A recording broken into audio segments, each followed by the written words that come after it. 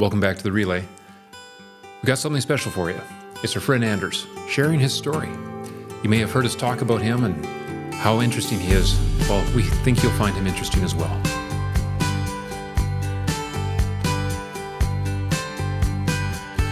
Another exciting story. Now, I have called you somebody, the most interesting man in the world, perhaps, on the last podcast, because I think I might have called you Dos Equis. I hope that's not a trademark right. Infringement. Might have to edit that out. But, you know, Anders, one of the things that just is phenomenal is your story. And tonight, I'm hoping you can share that with us, because there's a lot to share.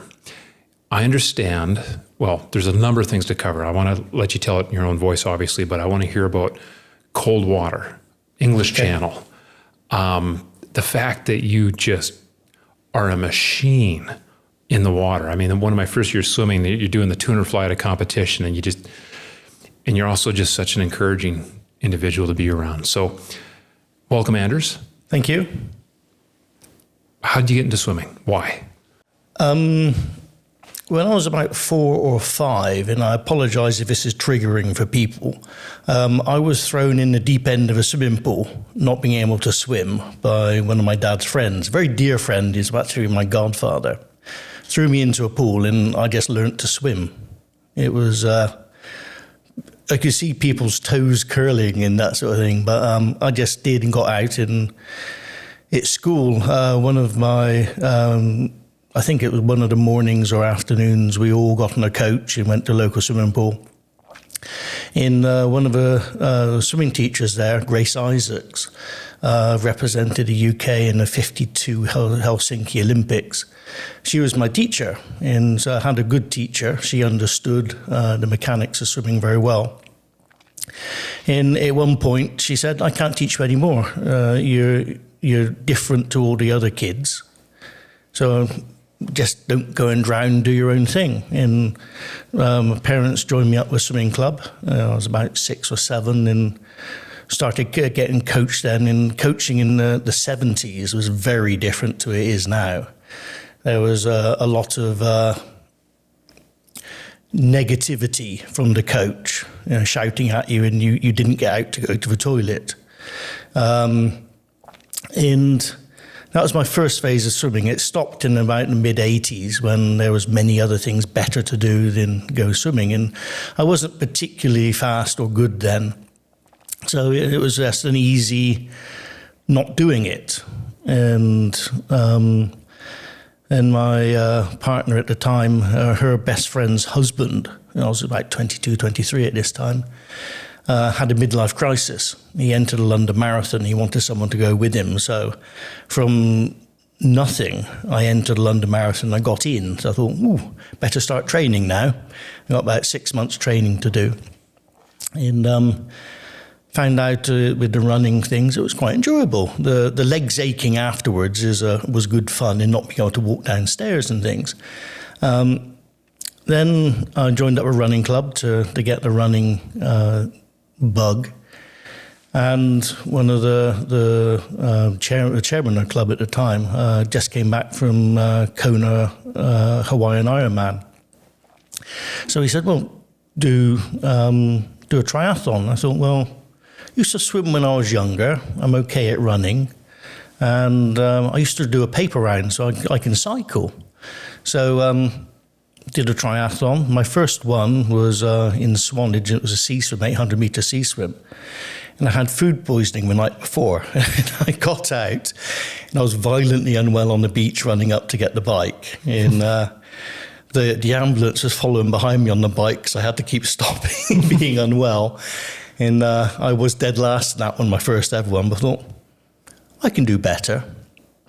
So I kept entering them, and started a swimming coach again. And then she said, "Well, come and train at the club." So I did, and got better and better. And I found out I'm more suited to long distance swimming. One day she turned up at the pool deck with an entry form for me to fill in for a 1,500 meter sea swim, the Western County. So it's sort of like the equivalent of Western Canada Championship. So I thought, well, if it's 1,500 meters, there's a 3K swim and a 6K swim. So if you're going to get cold and wet, you might as well get cold and wet properly.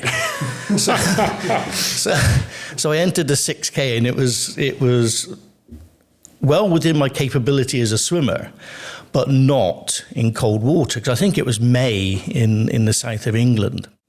And when we talk about cold, what kind of temperatures are we talking about? I think the water temperature is about 14 or 15. So that's cold. It's fairly cold, yeah. Yeah. And I remember I didn't do any cold water acclimatization until the night before. And I sat in a cold bath, and that was the worst thing I could have possibly done, because I thought, this is horrible. It's absolutely awful. So I got to the beach, and I was I'm not enjoying this. Wetsuit? Nope, no wetsuit. So one hat, one goggles, one standard pair of trunks. Got in the water. I'm looking around and thinking, some people aren't affected by this. And it took me about 400 meters before I could put my face in the water. And it was running parallel to the beach. It was 3 laps of a 1K course. And it was a amateur swimming association swim, so it was quite strict rules. And you finish by touch the boat, but take your time, then you get out. So as I got out and my weight finally got onto my legs, I collapsed. I was quite bad, and I was taken up to the first aid tent where I was given a hot chocolate, and I shook most of it over me. And eventually I warmed up, and I thought, hey, I was 5th overall. So out of about 30, so there might be something in this. And a friend of mine in Clevedon was just swam the English Channel a few weeks or months prior, and he was training to swim the North Channel of the Irish Sea. And that's a horrendous swim, the North Channel. So he got me into cold water swimming. And it was March in a town called Clevedon, where there's a marine lake, and it's quite high tide. It overtops and it fills up the lake, and we're swimming in there. And the first time I got in, I was in for about 2 minutes. You jumped in, it was horrible. And you could feel the burn on your skin straight away. And I swam to the side, got out, and I thought, okay, maybe next week. So continued on doing that, and you start in March, April time, and then you keep going through and it gets warmer. As it starts to tail off again and get colder, you don't feel it quite so much. And So the colder it gets, yeah, the less it bothers you. I wouldn't say it doesn't bother me. I don't let it bother me. And it is, when it gets down into proper winter swimming, it is quite a challenge. But the challenge to me is overcoming that challenge. So I started doing more and more open water swims in the UK, and they were great. One of my favourite swims was Torbay. It was an 8 or 9 mile swim across Torbay and back again. And it was the first time I swam with a kayaker. And the referee was there, and he said, well, we got to call it off. The sea state's 2 to 3, so up to a 2 to 3 metre swell. Not so much waves, but just a rolling sea. So a few of the swimmers got on to him and said, oh, we come all this way, let us race. So he put the race back on again. And we went off, and the water temperature was 11 or 12 degrees C, so it was cold that time. And I think the medical wisdom is 1 minute per degree. Okay. So it was, I was out in front winning the race, and then I started being seasick. On the way back, about 2/3 of the way back, I started being unwell. And normally, when you're vomiting, you're bent over double. You can't do that when you're in the sea. I was making these unholy noises. The referee's boat came over and said, you need to get out. So I know what I'm doing. So I swam off, and I learned to be unwell and swim at the same time. And I remember my kayaker was, this isn't good, Anders. And how long are you in the water at this temperature? When I started being unwell, it was in about the 3 hour mark. And I'd swum for 45 minutes whilst being unwell. But because you've been sick, you've thrown all the heat out of your body as well. And you can't get that back in, especially in cold water. So I got out then and I was quite bad. So sorry, how long was this swim supposed to be, this Torbay? It was about a 4-hour swim. I think I did 4:40. Okay. It was 40 minutes or so for... And what's that, like, what's the distance kilometers-wise is this? 13, Okay. 14K. Cap, goggles, trunks, Yeah, and a kayaker. and no wetsuit. No wetsuit. So That was an enjoyable swim. When you look back at it, it was enjoyable, but not getting out was one of the determining things. So for the listeners, this is what I'm talking about when I talk about very interesting, because there's a lot to unpack on how tough do you have to be? Like, what is the incentive to put your body through that torture? It was something I would perceive as torture. I mean, that's really cold. I find it tough listening to the story, let alone actually being in the water. That's impressive. I'm not entirely sure. It's just something I do or did in finding out how far you can go. I think it is part of it, and I'm still doing that now. So you're pushing yourself, Yep. and knowing you've pushed yourself, is that what gives you the sense of reward?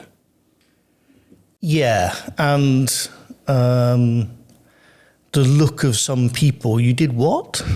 It's sort of, it's relatively normal for me. And a lot of people don't understand that. I'm an engineer in my other life, and I don't see the world as other people see it. I understand that. But I like the routineness of going to the training and being removed from one part of my life to do another one. It's very much like Severance when you go down in the elevator, the face changes, and I'm different at work to my home life, to swimming and other things. When you think about these swims, you've been doing these for years. Yeah. Can you share some of your English Channel experiences? Because a lot of people on this side of the pond, as we like to say, to swim the English Channel is a big deal.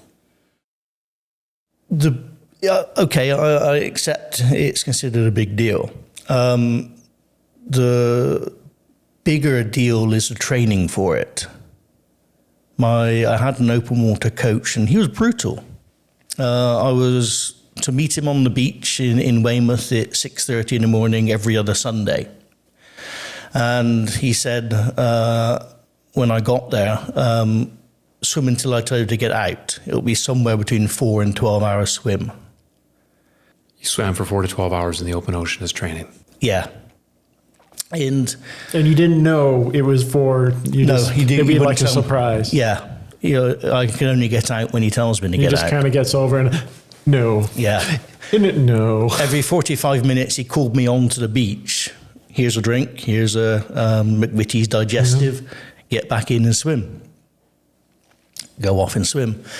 In my most painful day swimming was, he said he arranged for a guy called Tom Watch, who's now unfortunately passed on, to take me out into deep water where I could potentially lose sight of the land, which would be my first time.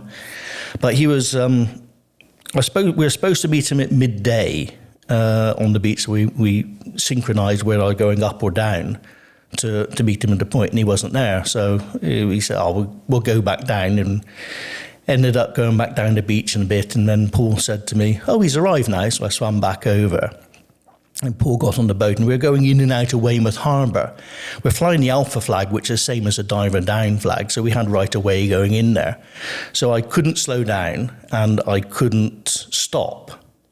So I just kept going in and out. And I could hear them on the boat. Tom was going, I said to Paul, I thought you said he was a good swimmer. So, right, okay. So they kept niggling at me that way. And I was having a bad day. I was sort of, if it wasn't for me meeting Tom there to swim in, I would have asked Paul, can we not do it? You know, he wouldn't have let me though. So kept bitching about, every time I stopped swimming for food, I bitched at them, and they gave his good back. It was quite an unpleasant day. And eventually they said, okay, you can, if you swim back to the clock tower, get out at the clock tower, we'll have a debrief and walk down the beach. So I got to the clock tower and Paul's there. He goes, I'll just swim down to the rocks. So I got back in, swam to the rocks. Got to the rocks, got out. He said, oh, just swim down to Bowlees. And swam down to Bowlees. And Bowlees, I'll swim back to the rocks. So I thought, right, I see what he's doing here. So I swam as fast as I could back to the rocks, got to my beach, towel and go before he comes back. And at that point, Paul said, yeah, I knew you could do it. You know, as I hear this story, we've talked about objectively hard things, that you talk about a process, showing up, consistency. What you've just described, to me, is unattainable. It's unachievable. It is until you do it. I think that at the age of, when did I plan to do it? 27, I didn't think I could swim a channel. But I could do 13 45-minute swims with 30 seconds rest. So we've been in the pool, and you've been in the faster lane. Sometimes I'm lucky enough to swim in your lane, but I like your lead. And I've heard you say the same thing in difficult sets when I'm like, I don't know if I can do it. And you've said it's only 20 sets of 100s. So when you break things up, is this a strategy that is just life as well? I mean, hard things. Yeah. With what I do, the type of engineering, I'm a geological engineer. We log a lot of rock core to understand the ground. And when you walk into a core shed and see 1.2 kilometers of core in front of you, and you think, I've got to describe every single crack in this rock, that's daunting. Because you've got a week in front of you, it's cold, they've just shooed the cows out the shed, it stinks, and you're there thinking, get going. And it becomes almost a challenge to go through that, switch your head off, just get on with it. And all of a sudden you're at 900 meters, and 300 to go. I'm there. And that is quite rewarding in itself, that you look at your sheets and sheets of paper and think, yeah, I've done that. Oh, now I've got to put it in a computer. That's the dull bit. You know, one of the inspirations for doing this is sharing with others what works, because I get so much from these stories in my other parts of my life as well. But when you talk about what seems to be impossibly difficult tasks and breaking it up and just doing it, that's some power, Anders. Karate Kid, wax on, wax off. You don't get to be decent at doing anything without practice. And whether it's communicating with people, listening to people, doing engineering problems, or swimming, very, very few people can get in at 17, 18 and make the Olympics. I wasn't one of them, but it's you need to do things. Think of your schooling. It was 12 years of school. It just didn't happen for you to get the job that you're either interested in or doing or want to do. We talk about the marathon swim itself, like that was the easy part. The training is the hard part. And I totally agree with that. Being able to get up every single day when you're tired to go out for that run or that thing, that's the hard part. The race or the event or whatever it is, that's the celebration. It's the one event, and you can have fun. You can enjoy it. It's a huge aspect of it. It makes me think a lot about just coping strategies in general. And like that's its own topic. Like how do you cope? Like, and actually it's a good question for you, Anders. How do you cope when things get hard or things get difficult, or when you're out there been told to get in the water again? How do you mentally like adapt and cope to those situations? Can't feel your limbs. Does that happen? Absolutely, it does. How do I cope? You rely on your training, you rely on your experiences, and you rely on someone, hopefully, with you to go, no, you've got a bad thing at the moment. It's time to get out. I've recently in the winter, I got out and I remember looking at my clothes, thinking, what do I do with these? And Garth said to me, put your T-shirt on. It's a simple thing like that. I was just, okay. And everything else just clicked into place. It's the same with the military. It's practice, practice, practice. And it's, you don't do anything well unless you practice. I was going to say one of the aspects of coping that I like to talk about is just how much of that is just that mental aspect of it. And it's so important. And Tom, you asked me, about being positive and how do I stay positive? I think that's an essential part of what I use for coping. When we have hard sets, if we can whine and complain about it, but we know we're just joking. But we're there we're usually have that positive mindset. And you come into that race with a positive mindset, or that whatever event. If that negative mindset is almost like cancer, it'll easily eat away at you until you quit so quickly. And the hardest thing about my training was getting out of bed at 3:30 in the morning on a Sunday morning to do a 2.5 hour drive down to meet my coach on the beach. That was horrible. It's horrible just getting up at 3:30 in the morning, let alone to do any coaching. So when we talk about hard but not harmful things, this is dangerous, this winter swimming. So no one's paying you to do this. Nope. You're doing it because Anders can do it because you can do it. What do you get out of the training you do now? And because I know you train, I know you still swim in the lakes in the winter. What's the return on this investment for you? It's the people who I swim with. The positive feedback from it. I went through all last 2-3 winters with a very dear friend and helped her develop into a cold water swimmer, where it's not so much the swimming in the cold, it's the watching you do silly stuff afterwards. I recently went with a couple of friends and one of them rinsed his foot off under a cold tap. Go, oh, it's warm. No, it's not warm. It's just as cold as it's always been, but you're colder. There's all this research, and there's been quite a bit of buzz in society about the benefits of cold water. Can you talk a little bit about that?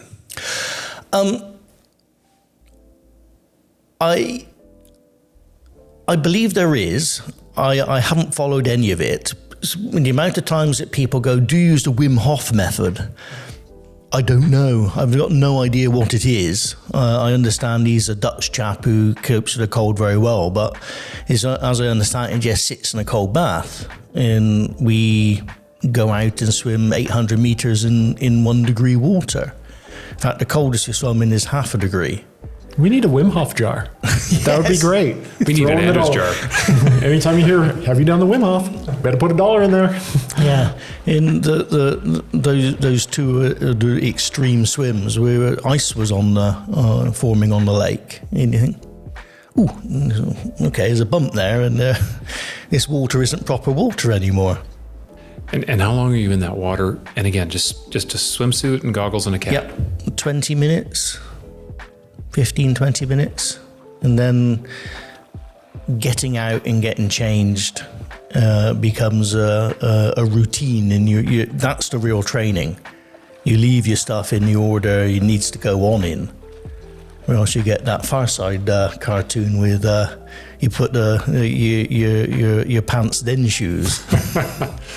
Well, I have a bunch more questions for both of you. This is really exciting. I'm seeing our creative director give me kind of the time hand, and I want to shift now to what I think will be the next episode, because there's some more questions I have for both of you.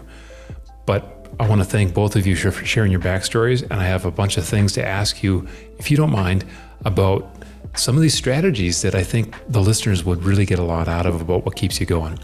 So we'll take a break there. We'll clear the cards, and I want to thank Anders and Garth for coming tonight and sharing their backstories, and I hope you've enjoyed it. I've just immensely enjoyed this so much, and it's wonderful to get to know you guys even more, and more importantly, it's wonderful to keep swimming with you. Thank you so much. And thanks for having us, and thanks for listening. Thanks. Thanks for watching. We hope you've been enjoying the relay. If you like what you're seeing and you want us to do more, please hit subscribe and hit that like. Stay tuned for future episodes, and if you have any suggestions about what you'd like to see more of us talk about, we'd like to hear from you.